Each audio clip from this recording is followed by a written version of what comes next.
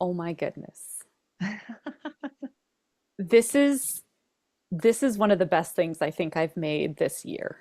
You are listening to Three Kitchens podcast, hosted by Heather Dyer and Erin Walker. To find our complete catalog of episodes, check out any of your favorite podcast players. Or our website, threekitchenspodcast.com. Hello and welcome to today's episode of Three Kitchens podcast. My name is Erin Walker, and I am joined by my lovely co-host Heather Dyer. Good morning, Heather. Good morning. And we have a third kitchen joining us today. Her name is Paige Friend, and she is the host of the Beach Speaks podcast, where she shares stories about the beach and our connection to it. And so we have invited her here today to share a recipe that is special to her and to hear more about the beach. Hello, Oh, Paige. wonderful. Hi, thank you. I'm super excited to chat with you. Before we started recording, I just had so much to say about food in general. I said I will have not plenty to talk about, and of course, the beach is my thing, so we'll weave that into the conversation. Have you always lived near the beach? No, no, I Oh, grew up in the mountains of Pennsylvania, and I always wanted to Oh, go to the beach. I would beg my parents, "Can we please go to the beach? Please go to the beach." And the closest one was probably 5 hours away. So, I mean, it oh, was a big deal to go. right. Yeah. And then when I became adult and got married, we moved around, ended up in Florida and living in Tampa at the time. And so we were close to the beach. We got St. Pete and Orlando or Clearwater and that we had kids, all kinds of activities. We rarely made it to the beach. Ended up in I mean, it was so close. And I get mhm. to Orlando for 14 years. I'm there and rarely could get to the beach for work and all of this going on. I was a little closer. We had Cocoa Beach was maybe in 45 minutes to an hour, depends on how fast I could drive. I started making my way to the beach more often when my parents, one, moved from Pennsylvania to Clearwater. So I wanted to spend some time with them. So we had a little special beach that we would go to. And then I was able, with my work schedule, to drive over to Cocoa Beach early in the morning, catch the sunrise, do a little meditation, do the kind of beachy thing, and then hop in my car and get back in time for work. Which was really good. I Wow. finally, yeah, I was kind of in a holding pattern. I didn't know what I wanted to do going forward. I knew I wanted to meet my soulmate, quit my 9 to 5, and move to the beach. Mm. That was my goal. I didn't do that automatically. It wasn't like I had a fairy godmother that tapped me on the head and say, "Your wishes are my command." I I actually worked with a mindfulness coach, believe it or not, and she helped me kind of break down kind of like a recipe. You've got this beautiful dish that you want that you just can't wait to taste, but you just want to throw all the ingredients together and throw it in the oven and it's going to magically appear. So kind of like that, I worked on certain areas where did I want to live at the beach? Who did I want to be there with? I joined a dating site called Meet Mindful, thinking, well, I want to live at the beach. I don't really know which one. I'm here in the middle of the state, so I kind of cast this wide net from coast to coast, and thinking, I don't know if I really want to meet somebody to date or marry. Maybe I'll just want to meet a friend. And about 30 days late, well, 29 days later, I get this email saying, meet Ernie. And I thought, Ernie. So I clicked on his profile on Meet Mindful, and everything I had listed, my little checklist of what I'd want in a soulmate, he checked all the boxes and plus. And I thought, wow, this is amazing. And we that's how we met. And wouldn't you know, his last name is Friend. So I actually met a friend. Oh, Oh, and that's we he lived at the beach. He lived at Jacksonville Beach, which for the listener who's not familiar in Florida, you can a lot of people think about the beaches on the Gulf Coast, Clearwater, St. Pete, Sarasota. We don't often think about anything north of Daytona, but on up through St. Augustine, up toward the north coast on the Atlantic coast, we live at the very top northern part in Jacksonville Beach. And it was really not on my radar at all. Kind of like meeting Ernie, that Mm. wasn't really on my radar. So I meet him.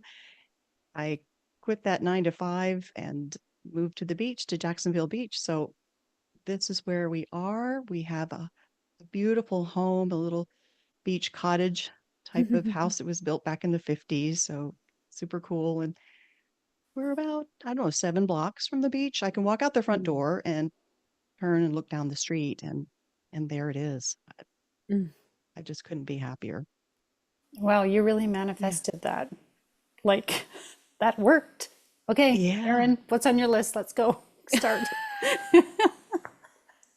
Maybe just start with like what's for dinner. That's a good starting point. Yeah, well, that's where the mindfulness part Mhm. comes in. You have to kind of break it down into steps and really be mindful about what you're going to do. Because if it been up to me, kind of like my cooking and winging it, I would have just said, I'm going, and then just done try to do all the things. And might not have worked out too well. Podcast. So you then created a podcast all about your love of the beach. Can you tell us a bit Yeah, about that? right. Well, having manifested all these wonderful things, getting up every morning and riding my bike down to the beach, I'm sitting there watching the sunrise and thinking, this is so amazing. I cannot believe this is my life. I'm so filled with gratitude and I just wanted to share it. And I thought, how do I share this? I love podcasts. I'm a podcast junkie, always have been. And I thought, well, and I have this voice. Why don't I start a podcast? I had no idea how to do it, but I thought, okay, instead of someday I'll start a podcast, let's do this now. And just kind of broke it down.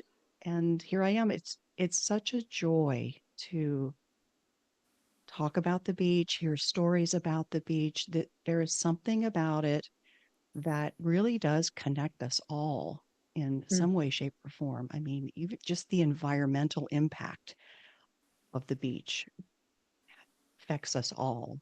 Our memories, our visits to the beach, we can all remember those times we spent. Mm. There are people that have been so inspired that they've created products.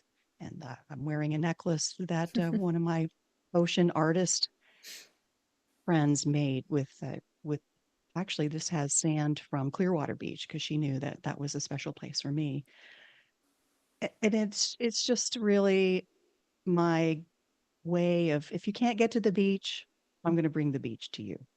When we listen to your podcast and I hear that sound of the water just breaking over on the rocks or the sand and just that rhythmic whooshing, it's so calming. It's, Yeah. when I Yeah. was at the beach this summer, I was like, I want to take a sound clip of just that because Yeah. as much as I enjoy that when I'm there, I've never captured it to listen to, and listening to your podcast, I was inspired to do that because I was like, I want to hear this. I want these sounds to be part of it because so much of it is that what you hear while you're there. Right, right. And I think that's the beauty of the podcast is that it is you put in your earbuds and it's just right there. Hmm. Those the sounds, the incredible effect that the waves have, that energy, that push and pull. And we as humans are naturally we're made of water. And so Mm. when you think of that aspect of it, and then we are calmed by that regular sound in and out.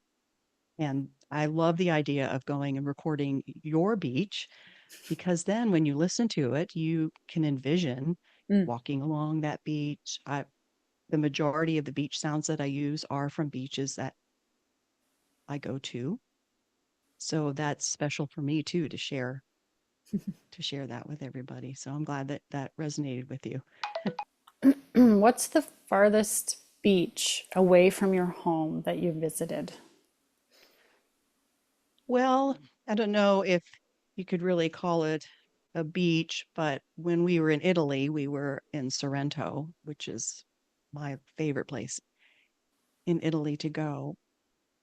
The coast is kind of rocky, but where we were staying, our hotel overlooked the, the beautiful water, and they had a little area blocked off that was not man-made beach, but it was what was washed up on the shore. It was mostly shells and rocks, but that was that was spectacular, really, to be in Italy and be on this tiny stretch of beach Mm. overlooking the water. I think one of the things I love about the beach is the life that's there. Like these, what lives in, especially in ocean, and there are beaches, I guess you could say at lakes, Mm. and we have a river that runs through our city, and there's little spots that people will call beach, even though I think it's us just wishing it were a beach. But the ocean in particular, if you go to a beach that has like tide pools, and when the Ah. tide goes out and you can see all these like Mm. interesting life forms that we don't get to see all the time, that only live in the ocean. It's just Mm. so Mhm. fascinating and really just like you could spend Yeah, yeah. hours and hours just poking around. Well, if you think about what is comprised at the beach, the salt, Mm. the negative ions, the water, when you walk in the sand, you are absorbing all of that energy. That is why it is so calming to be there. The rhythm of the water, the salt air, the just the atmosphere is healing. It really is.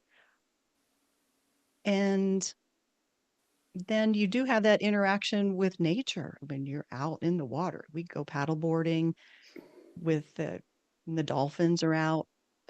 We go in the freshwater springs and we've got manatees swimming around. That's It so really is. cool. It is. It Mhm. really is. We haven't encountered any sharks yet, but you know, Yet, oh no. I know they're out there. They tend to really just ignore people. Mm. Honestly, Mm. everybody talks about not wanting to swim on the our coast because of sharks, but typically they will take a bite of a surfer who's kind of out there and arms and feet dangling or something like that. But I say that kind of glib, like, oh yeah, they'll Yeah. take a little nibble out of a surf. I mean, surfers, that's how surfers look at it. They're like, oh, they're out there, if they want to take a bite, they will. But it it's really rarely Mhm. does it happen that you get a shark. Mhm. Yeah. And we don't think about the environmental impact too that Mm. we have on our beaches. If you are inland and you have a river, a lot of what goes into your water supply or gets let out of your water supply will enter into the rivers and flow out, end up into the ocean. Mhm. Fertilizer from farms is probably the biggest culprit for us here for red tide. We have Right. every once in a while a problem with that because the water is so much warmer now. And then you Mm. add the fertilizer to what's already naturally growing, and you just get these algae blooms that are really dangerous to the fish, dangerous to people. So Mhm. that's a real concern. And you don't often think about that if you're inland and you're not at the beach all the time. So it's kind of out of sight, out of mind, but it really does have an effect. Yeah, absolutely.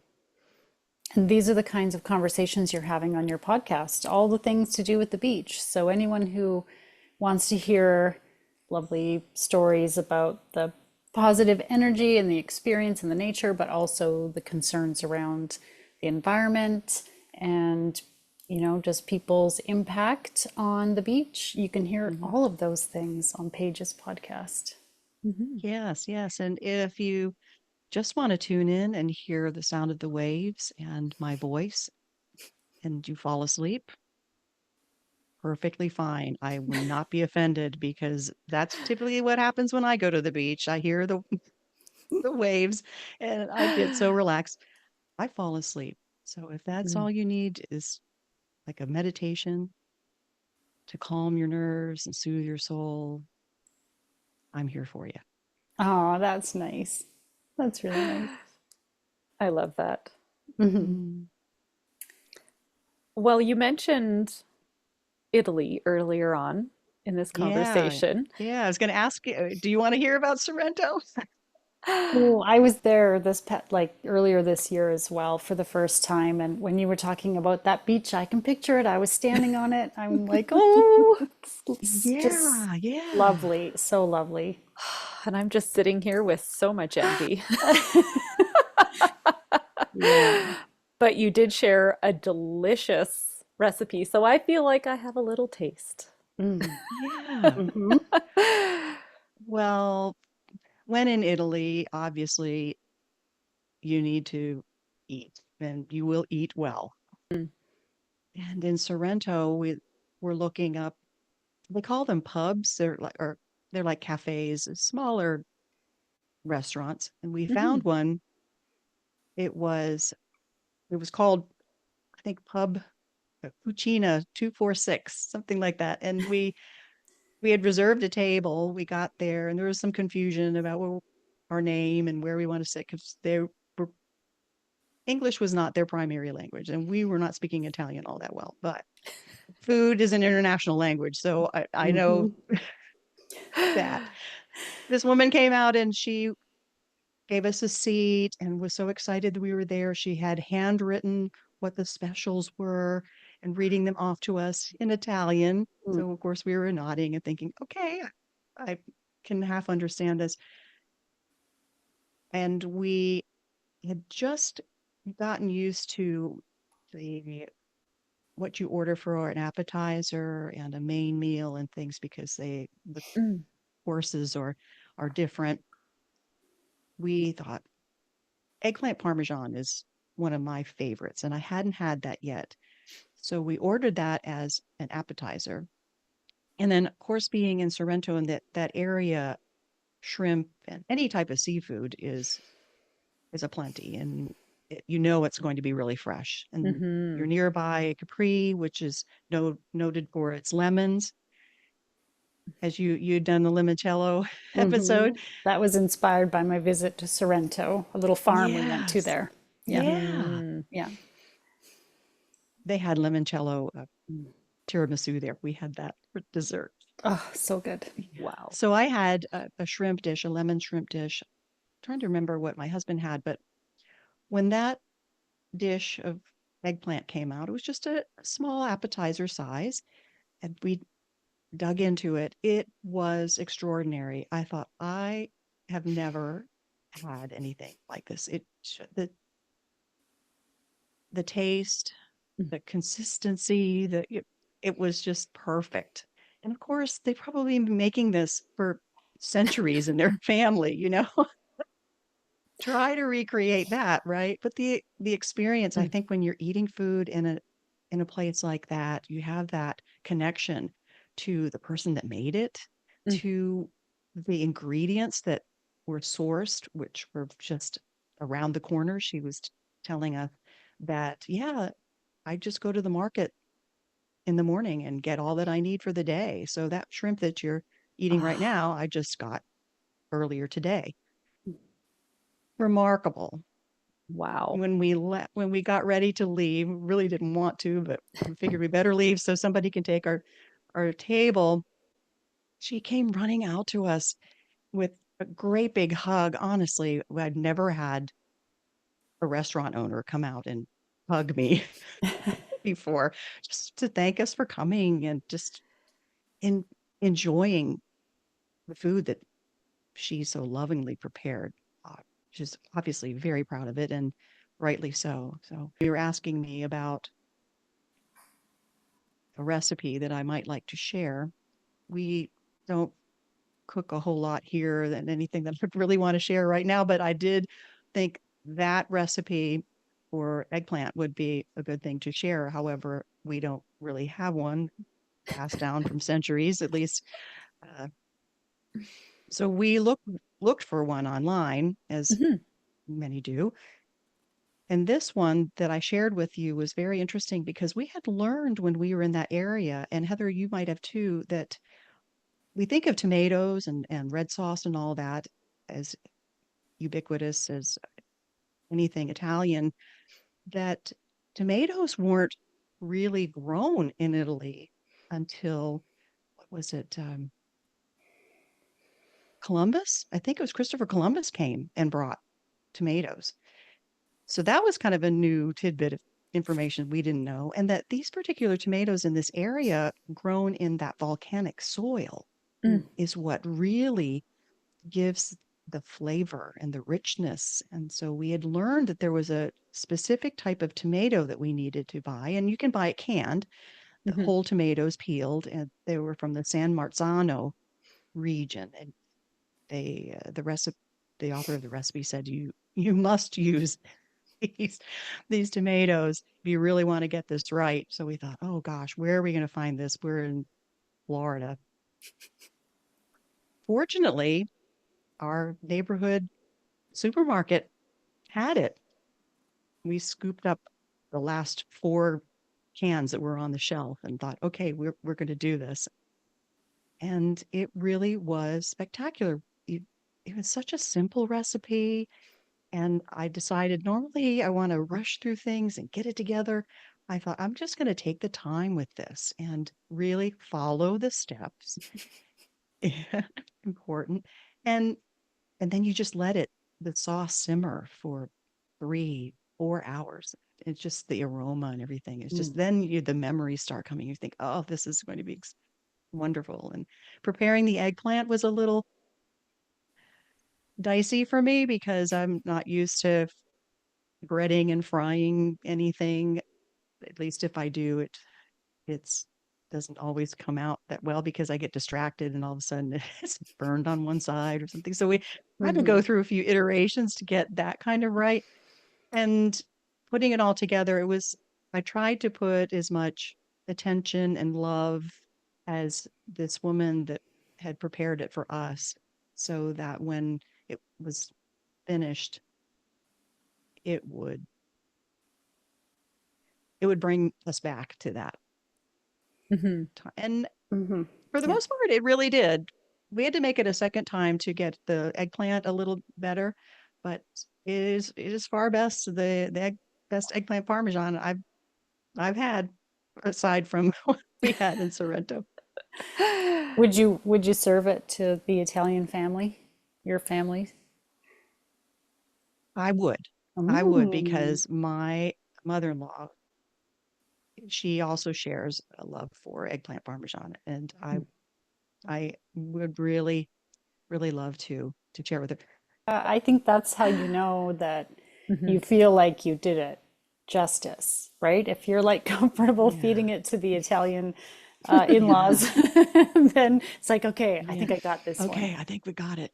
I don't know if you've tried it yet. So if you have, let me know what. We did. Uh-huh. Uh-huh. I was the one who took on the recipe. We split up, take turns who takes on the new recipe.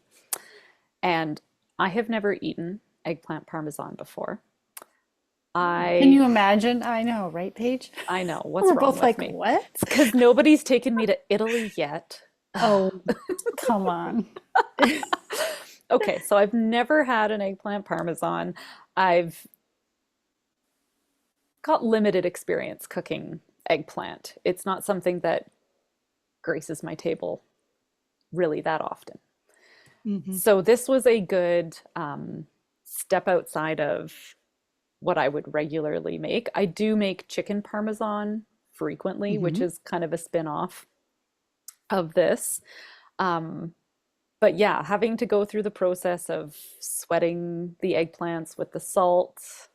beforehand, um, it's a lot of breading and frying and layering, and there's a whole bunch of little steps to put it together. But when this was done, oh my goodness. This is this is one of the best things I think I've made this year. Really? Oh, I wow.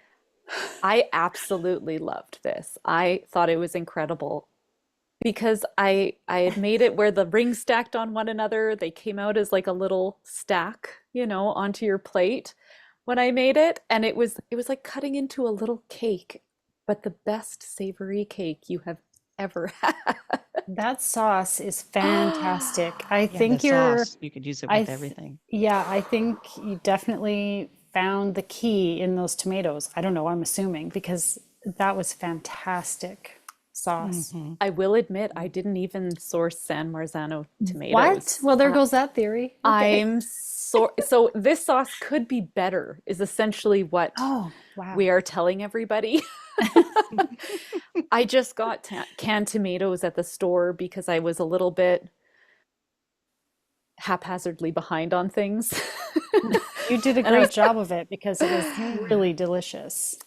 And I was telling Erin when we were talking, I think it was before we'd eaten it, and I was telling her when I was in Italy, I didn't eat eggplant parmesan in Sorrento, but I did eat it on Sardinia, which is an Italian the island, Right. kind of straight out from there. Hmm. And I think it was our first full day there. And we had gone down the coast to a historical, like an archaeological site, and it was right on the water. And I asked the people, because we went in the morning, and then I asked the people at the ticket counter where we should go for lunch. And it was this major language barrier because they didn't know what I was asking. And I was just saying the word lunch. And then they finally, yes, and they conferred, and then they wrote down the name. And it was in the nearest town, which was just a little town nearby. And so Hmm. we just put it in the GPS and we went to this little restaurant in the middle of this little town, and it was all local folks coming in for lunch. It was like groups of people wearing uniforms. I'm not sure what kind of work they did, but they were clearly a group of coworkers coming in. There was tables of like groups of seniors who were clearly meeting up and having lunch, and it was just this beautiful sort of local experience where we were probably the only tourists because it was off season, it was March, and nobody goes to Sardinia outside of beach season. That's why you're there. But Hmm. it was, and I had this eggplant parmesan that was like out of this world. And I didn't make any connection as to why, and I didn't have anyone to ask because it was a case of just pointing at the menu because nobody Hmm. spoke English there, and hoping that you got something good. And oh my, like everything we had there was delicious, but that was Yeah.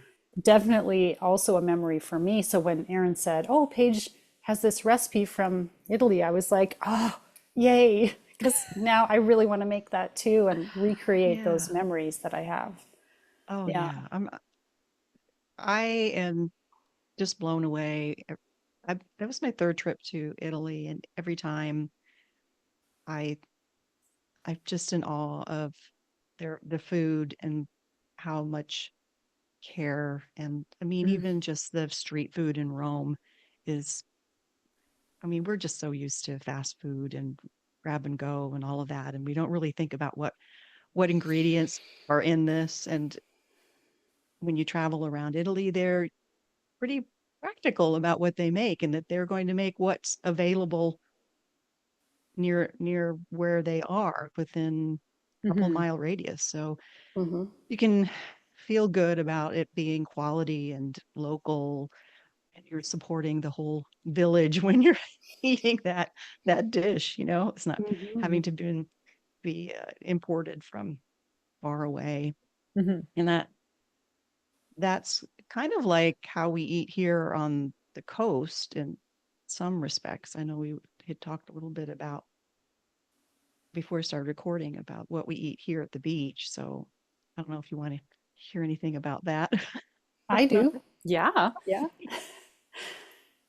Well, like I said, beaches have different personalities, different regions. At least here in Florida, have different fish and cuisine that is available, indicative of where you definitely want to eat seafood, if you do eat seafood on the coast, really anywhere is going to be your go-to. And that's we are so lucky that we have a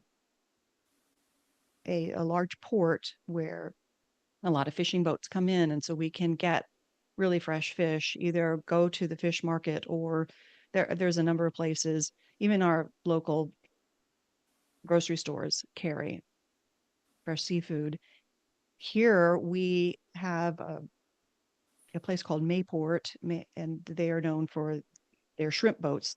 So we get Mayport shrimp quite often there, and it's fun because when I'm at the beach in the morning, I can often see those shrimp boats out in the distance, and I think, oh, this is a shrimp that I just saw that boat picking up this morning. And kind of like that Italy experience.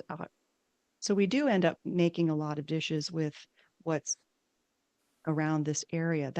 So that in the Tampa, well, the St. Pete, Clearwater area, grouper is very popular.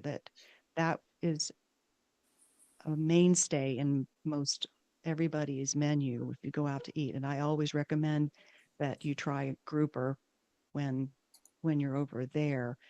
There's just all sorts of unusual types of fish and Mm. seafood. I am not, you can get octopus in Mm. some places. After seeing the documentary, My Octopus Teacher, I can't even think about that. Oh. I Yeah, I know.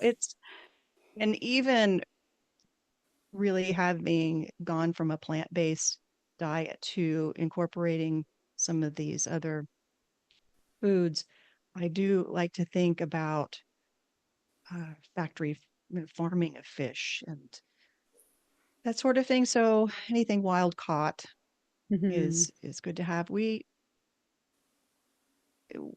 And there's any number of ways to serve seafood, so you can get it pretty much anyway. But we typically just like to buy it fresh and not don't do too much to it. Just kind of pan fry it or what have you, and serve it with some pasta or salad or something like that. And yeah, that's pretty much it. So I uh, I enjoy that. That's one of the highlights of living here at the coast. When I lived in Orlando, which is somewhat landlocked, you'd think that wouldn't be a problem as far as seafood, but they have to bring it in from the coast, and quite often it's not really that good. Because when I worked in aviation there in Orlando, we'd have a lot of people flying in, and they'd ask us, "Where's the seafood restaurant?" And I say, "Well, you got to drive an hour to Cocoa Beach Ah, to get it." I know they would be so disappointed. I imagine if you went to a really high end restaurant, obviously, that they would be able to get something, but locally, it's not quite so. right. Hmm. Yeah, yeah.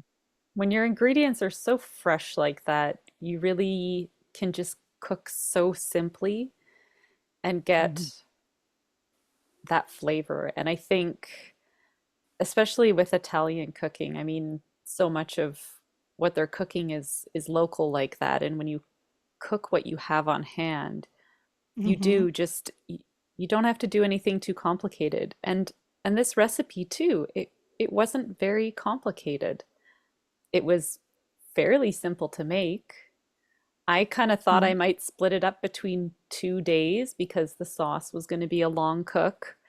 And I thought, oh, breading and then baking and all the assembly and everything. It was really quite speedy and it came together really fast. mhm, And mhm. the flavors are simple, but they are so delicious. Any Yeah. tips, Erin, on the eggplant, like on browning?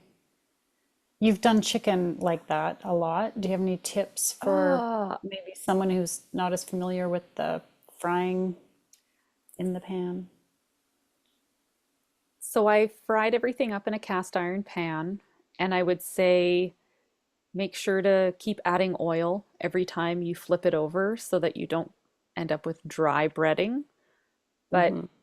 you can kind of hear as it cooks and it starts to get a little bit snappier as it's in the pan there. You kind of know you're starting to brown a bit and you just flip it over and it'll sizzle and then it'll start getting cracklier and cracklier and then once you've got that, just pop it out. And I had two sheet pans.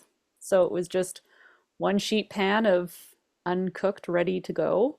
And I would bread up about five or six, pop them in my pan. And then as they were ready, I'd get the next batch ready and then flip, flip and onto the pan. And you could kind of just focus on just frying until you had to assemble everything. Hmm. It I was, find Do it's you, keeping the even heat too can sometimes be in mm, it because if your pan heats up and gets hotter, you started off with a nice brown, yes, I but guess. then it gets hotter and you end up burning something as you go. Like it can be tricky to maintain the heat. That's why I like using cast iron because it's nice and thick. So once you get it to heat that So you heat it like, first. Yeah, heat it you first want to to, heat it yeah. first. You want to get it to that temperature you want it, and then add your oil and then start frying. Mm. Is sort of my process because and for some reason I have been breading and pan frying a lot of things this last little while. We had some chicken fingers I made that way. And then this Hmm. eggplant. But yeah, you want to get your cast iron pan heated up first. And I usually get it to the point where when I put water in, it'll bead off, they say. Like it'll kind of Yeah. not just steam, but like little beads of water will kind of roll across the surface. And then I know my pan's ready. And I put in that oil and then I start frying. And Hmm. waiting a little bit in between batches so that I know my pan's heated up again, you know, just a minute or so. And then putting in new oil, going at Okay. it.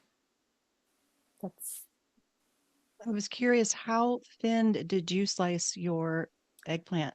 It's I went for half-inch slices. okay, okay. And you will see in my video, I did have my ruler out, everyone.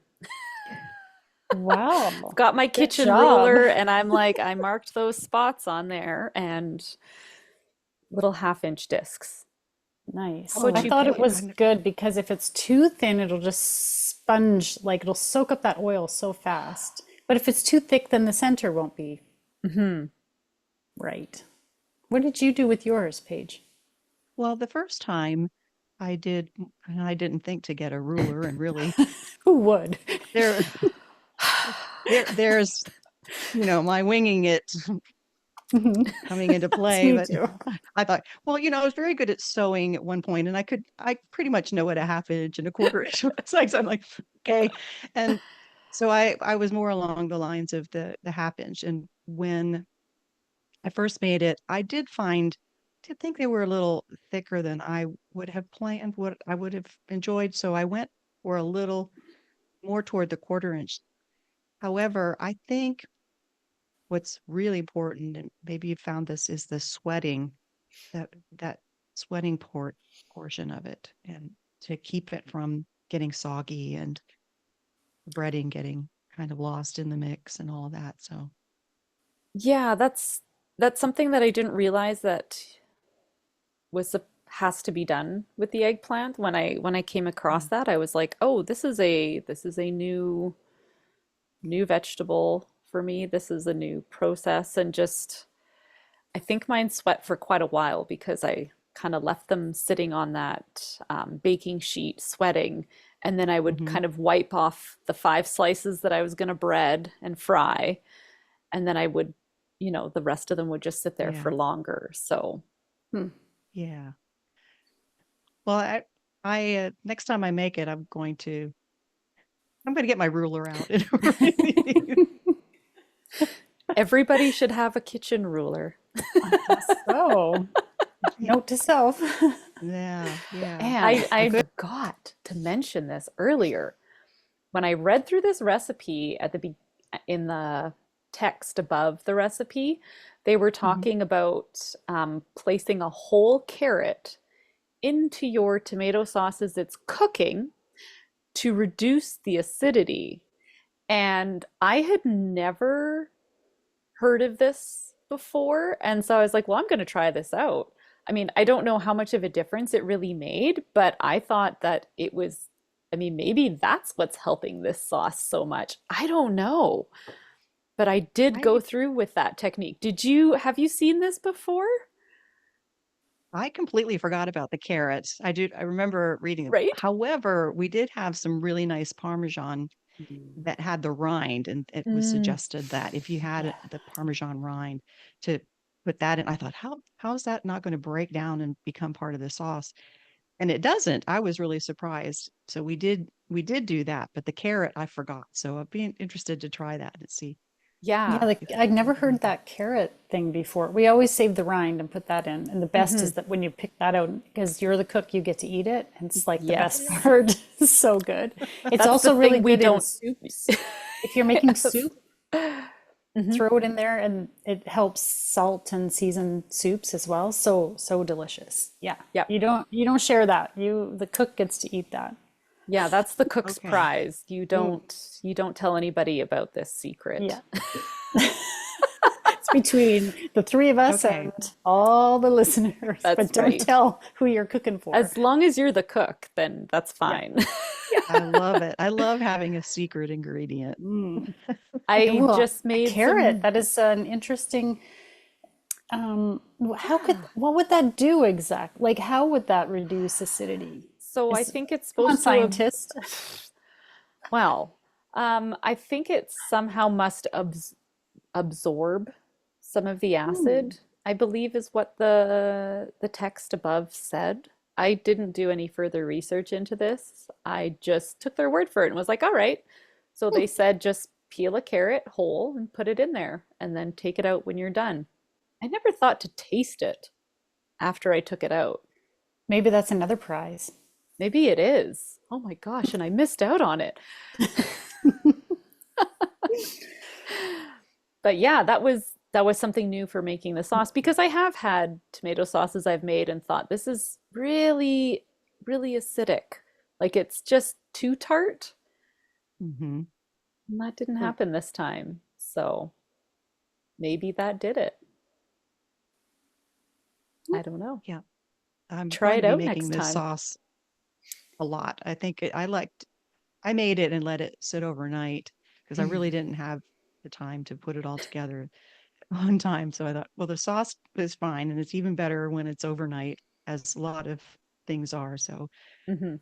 and I ended up having a lot left over. I just put it in a container and popped it in the freezer, and you know, for whenever we Yeah. something like that again. Mm. Yeah. Thank goodness. Yeah. Well, Mm. thank you, No, Paige, for sharing this recipe and your story of how you discovered it, which just makes us all want to travel and at the very least go find a good Italian restaurant and have like a really nice meal. And we hope all our listeners will check out the Beach Speaks podcast. Can you tell us where to find you and follow you? absolutely. I am on all the podcast players as The Beach Speaks. You can watch videos and my lovely pictures of the beach and connect with me on Instagram. And I am on Facebook as myself, Paige Friend. That's where I post most of my beach stuff. My website is thebeachspeaks.com, where you can find all the episodes right there. You can just listen from your laptop or your phone in that regard. Well, Well, today we had our first real snowfall. So this is twisting the knife just a little extra. Talk of Italy, talk of the beach, talk of Talk of Florida. Italy.